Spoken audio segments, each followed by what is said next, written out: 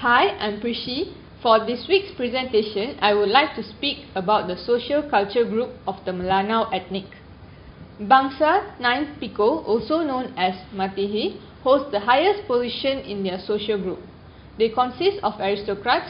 They own rank insignias like flags and cannons. They may have held almost all political powers and economy. They have all the rights to be the dowry of 9 Piko. Next in the line is the Bangsa 7 Piko, also known as Orang Kaya. The group can be regarded as the middle class in the traditional Melanau community. They are free to administer their personal lives. Most of them are industrious and thus some quite well off economically. Bangsa 5 Piko, also known as Batere, falls next in the social group. This group can be regarded as the lower class in the traditional Melanau community. Finally, we have the Bangsa 2.5 Piko, also known as Dipin. In the past, the upper class used to own slaves or Dipin. They may be classified into two categories: Dipin Dagan Lebu, who stayed with the master, and Dipin Galua, stayed in their own house. Hi, my name is Yishong, and I'm going to talk about the Melanau's social structure. The Melanaus have been thought to be among the first pioneers of Sarawak, originally from Muka, the 10th Administrative Division, as propelled in March 2002. The Melanaus customarily live in tall houses these days. They have embraced a Malay way of life, living in kampong sort settlements. Customarily, Melanaus were anglers, and still today they are rumoured as a portion of the finest watercraft manufacturers and experts. While the Melanaus are ethically not quite the same as the Malays, their way of life and practices are entirely comparable. This is particularly the case in the bigger towns and urban communities where most Melanaus have received the Islamic confidence. The Melanaus were accepted to initially summon spirits in work on skirting, on agnosticism. Today, a large portion of the Melanau people group is Muslim, while some remain Christians. However, despite everything, they celebrated conventional animist celebrations, for example, the yearly cow festival.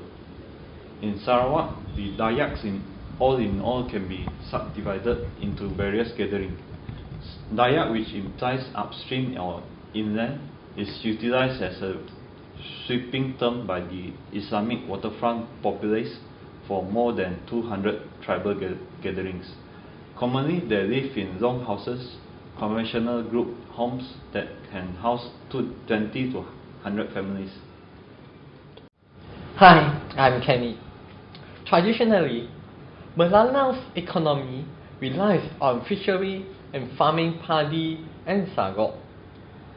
As the time passes and more influence from various events, there are now various economic activities carried out by the Melanau people that helps boost their economy, directly or indirectly.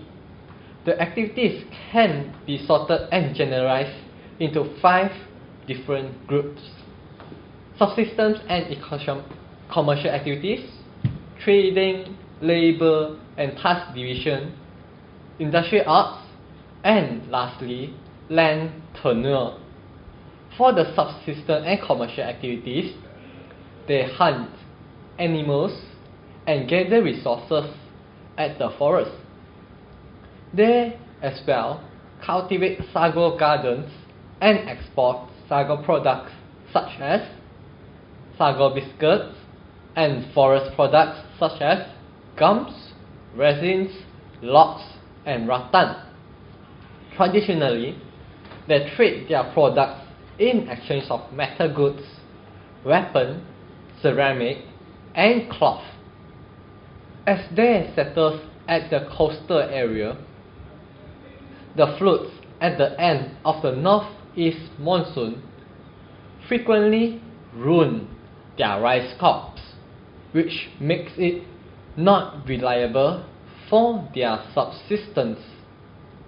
Meanwhile, The villages as the coastal area relies primarily on fishing and trading, as the water were too saline for the extraction of sago flour. Hi, I am Malaysian. Traditionally, during the monsoon season, the Melanau people who live with fishing are being limited as it is dangerous to fish at river and sea during the monsoon season. They will have expeditions to trade with the inland Melanau for sago biscuits, fruits, canoes, and logs. The items they use to exchange are dried fish, salts, nipa palm sugar, and crafted products such as palm leaf thatch, mats, baskets, and hats. They also traded with different races such as the Iban people for goods such as forest products and rice. Until the 19th century, the nature of sago trades are being altered as the high demand of cheap industrial starch from European and American people and the foundation of Singapore during the year 1819. In the cottage industry, which includes the making of sago flours, most of the equipment used were made locally or acquired through trading at the river. However, ironwork and weaving jobs ceased at the end of the 19th century with the advent of a cash economy. Hi, I'm Engineer.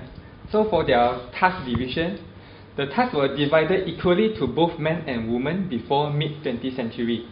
The male tasks are clearing the forest, planting and maintaining sago plants, felling the ripe palm and brings the trunk of the palm to the villages, and stripping off barks of the segment before rasping the pith into a raw sawdust.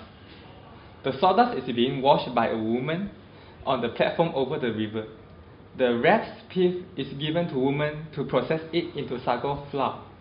The woman also responsible to sell the sago flour to the Chinese dealers. The systems came to an end in 1950s when the Chinese dealers mechanized all the aspects of the industry except growing and felling sago palms.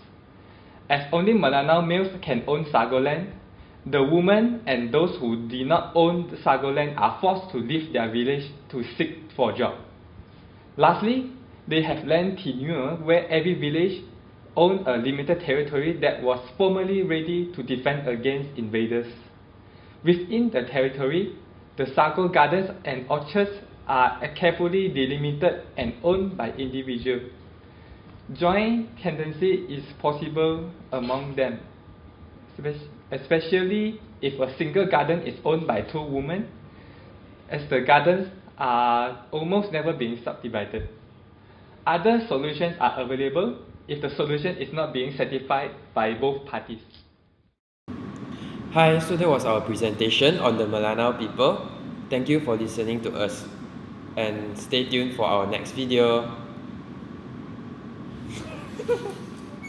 Okay.